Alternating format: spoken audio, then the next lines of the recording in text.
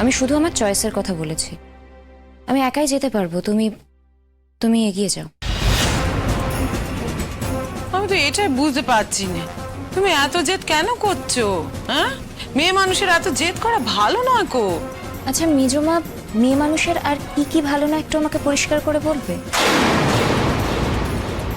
না মানে যেটুকু পার্থক্য মেয়েদের আর ছেলেদের মধ্যে সেটা হচ্ছে বাহ্যিক শারীরিক পার্থক্য।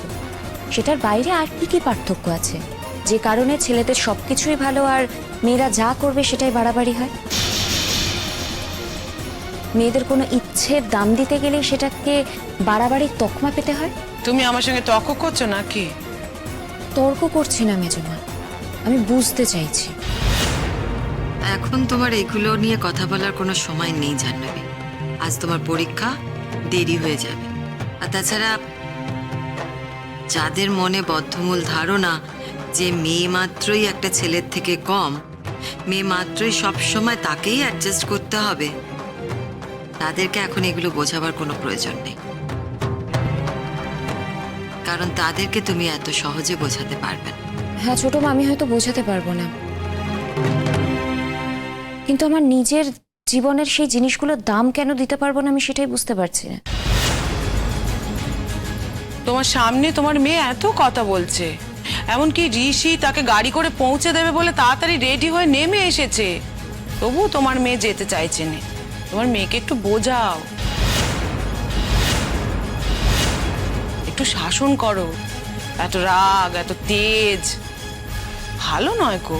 সব তো হয়ে গেছে, মিটে গেছে সবকিছু, এখনো কেন সেটা ধরে বসে আছে বলো দেখিনি? মেজমা আমি কিছু ধরে বসিনি।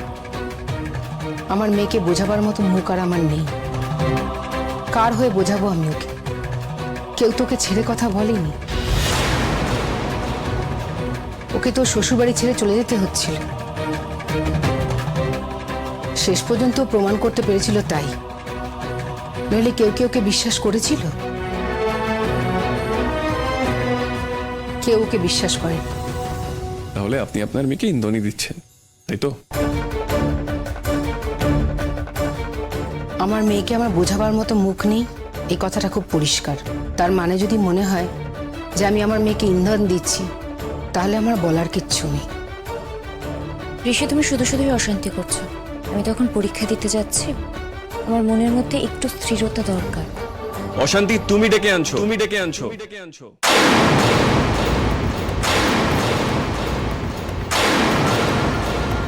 ইনভাইট করছো তুমি।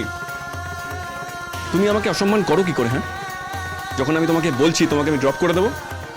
শোনো, তুমি বললেই যে আমাকে তোমার সাথে সুরসুর করে যেতে হবে তার কিন্তু কোনো মানে নেই। এর আগে আমি অনেক কথাই বলেছি, তখন কিন্তু তুমি আমার কথাগুলো শোনোনি। হ্যাঁ বেশি, অতএব আমিও তোমার কথা শুনতে বাধ্য নই। তুমি বললেই যে তোমার সাথে আমাকে যেতে হবে তার কোনো মানে নেই। তুমি সেই জায়গাটা হারিয়েছো। এর আগে তো আমি তোমার সাথেই যেতাম, আজকে যখন তোমার সাথে যেতে চাইছি না নিশ্চয়ই কোনো কারণ আছে, সেটা কি ভেবে দেখেছো? আজকে যখন আমি কথাটা বলছি তখন নিশ্চয়ই এমন কোনো কারণ আছে যে কারণে আমার তোমার গাড়িতে উঠতে ইচ্ছে করছে না। তুমি তাও কেন সবার সামনে আমাকে জোর করছো বলো তো? নাকি তুমি সবার সামনে কি প্রমাণ করতে চাও যে তুমি আমাকে নিয়ে কতটা কনসার্ন?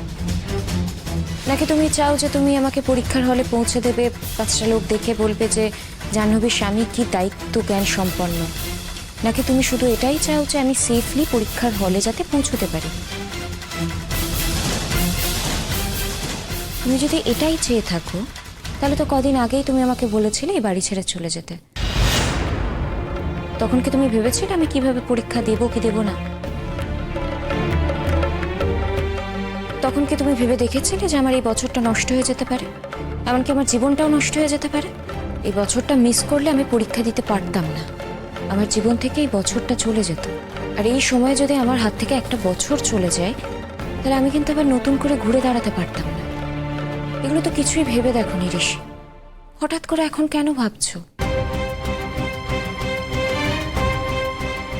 ঋষি, এত বড় ধাক্কা যখন আমি পেরোতে পেরেছি তখন এটা আমার কাছে কোনো ধাক্কাই নয়।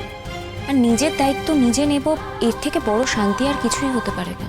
হ্যাঁ তুমি বড় চাকরি করো, আর এটাও সত্যি কথা যে তুমি আমার স্বামী, কিন্তু আমিও তো একজন স্ট্রাগলার। আমাকে স্ট্রাগল করে পড়াশোনাটা কমপ্লিট করতে হবে, তারপর চাকরি পেয়ে নিজের পায়ে দাঁড়াতে হবে, তবে আমার লড়াইটা শেষ হবে। তার আগে আমি শুধু শুধু তোমার কাছ থেকে অকারণে হেল্প নিতে পারবো না। আর যেটুকু সুবিধা না নিলে আমি চলতেই পারবো না, সেটুকু তোমাকে নিতেই হচ্ছে। তার বাইরে বাকিটা বরং থাক ঋষি, আমাকে স্বনির্ভর হতে দাও, স্বাবলম্বী হতে দাও। আর এই ছোট ছোট সিদ্ধান্তগুলোই একজনকে শেষ পর্যন্ত স্বাবলম্বী হওয়ার দিকে এগিয়ে নিয়ে যায়। আমি যখন তোমার সাথে এক বাড়িতে থাকছি, একই ছাদের নিচে, একই ঘরে, একই বিছানায় থাকছি, তখন খানিকটা কম্প্রোমাইজ তো আমিও করেছি।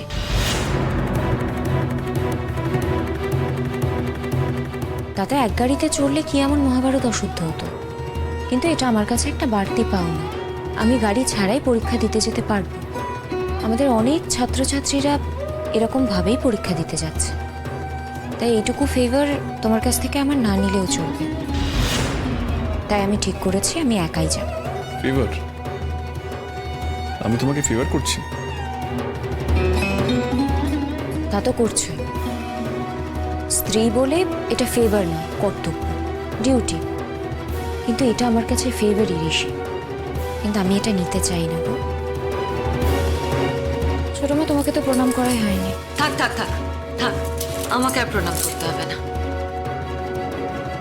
আমি জানি তোর পরীক্ষা খুব ভালো হবে। আমি আশীর্বাদ করছি, দেখিস খুব ভালো পরীক্ষা হবে। আর আমি ভগবানের কাছে প্রার্থনা করব যাতে তুই তোর লক্ষ্যে পৌঁছতে পারিস। আমি যা করতে পারিনি জীবনে, সেটা যেন তুই করতে পারিস। যা, সাবধানে যা, ভালো করে পরীক্ষা দে। মা, তুই তো একবার আমাকে প্রণাম করেছিস, আর করতে হবে না মা। যা, ভালো করে পরীক্ষা দিয়ে আয়। আসছি। তাহলে তুমি আমার সঙ্গে যাচ্ছ না? এতবার তো পরিষ্কার করে বলেই দিলাম ঋষি, আবার জিজ্ঞেস করছো কেন? অবশ্য তোমাকেও আমার প্রণাম করা উচিত, তুমি তো আমার গুরুজনই হও। থাক। প্রণামটা আমি মনে মনে করলাম ঋষি। আমি যে আজকে এতদূর আসতে পেরেছি শুধুমাত্র তোমার জন্য, এটা আমি কোনোদিনও ভুলিনি। আসছি মা, ছোট মা আসছি।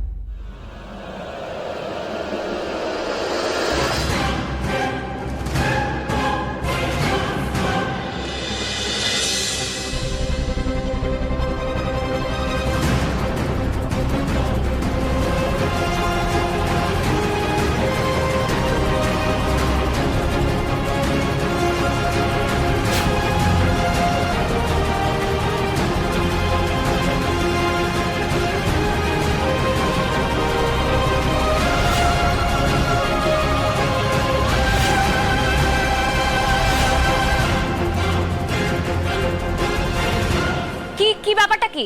আসুন আসুন, এদিকে আসুন। আমাদের? হ্যাঁ আসুন এদিকে। না কি ব্যাপারটা কি আমি বুঝতে পারছি না তো, আপনারা কারা? মানে আবার কি? তখন থেকে দেখছি আমাকে ফলো করছেন, আমার পিছন পিছন আছেন সেই বাস থেকে যখন নেমেছি। আরে আমাদের এদিকে কাজ আছে, আমরা তাই যাচ্ছি। কি কাজ আছে আপনাদের যে আমার পিছন পিছন আসতে হচ্ছে? কোথায় যাবেন কোথায়? তার উত্তর কি তোমাকে দিতে হবে নাকি? আপনার সাহস তো কম না? আপনি একটা অপরিচিত বিবাহিত মেয়েকে তুমি করে কথা বলছেন। ঠিক আছে ঠিক আছে, দিদি ছেড়ে দিন, ভুল হয়ে গেছে, আপনি যান আপনি যান। না কিসের ভুলটা কিসের হয়েছে? কোথায় যাচ্ছেন বলুন তো?